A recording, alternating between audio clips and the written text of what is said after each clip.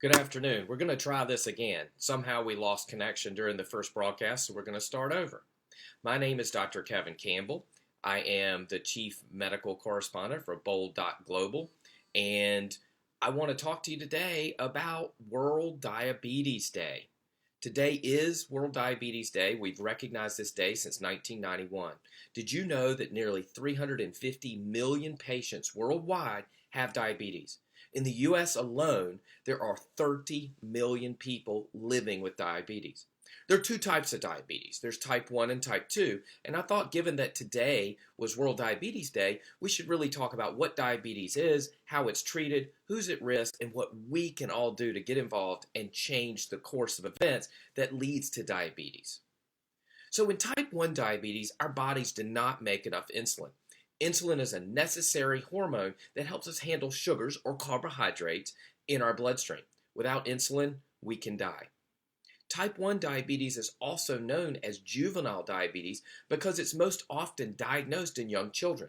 There is no cure for type 1 diabetes.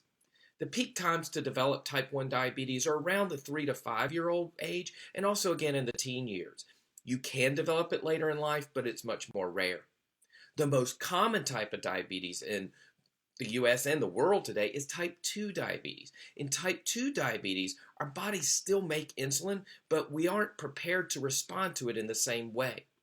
In fact, we become insulin resistant, and sometimes type 2 diabetics often require insulin as well as other therapies. People with diabetes, no matter whether they're type 1 or type 2, must check their blood sugar multiple times a day by pricking their finger and checking their blood. Type 1 patients or type 1 diabetics must take insulin either via shots or through an insulin pump. They must pay careful attention to their diet and their exercise patterns, and they must work carefully to maintain adequate blood sugar levels. If they don't, they can get in real medical trouble. Blood sugar levels that are too high or too low can be dangerous and can actually constitute a medical emergency. I live with diabetes. My 15-year-old child has type 1 diabetes and has had it since age 5. We live with diabetes in our family, and I very much understand the challenges that both children and adults with diabetes face every single day.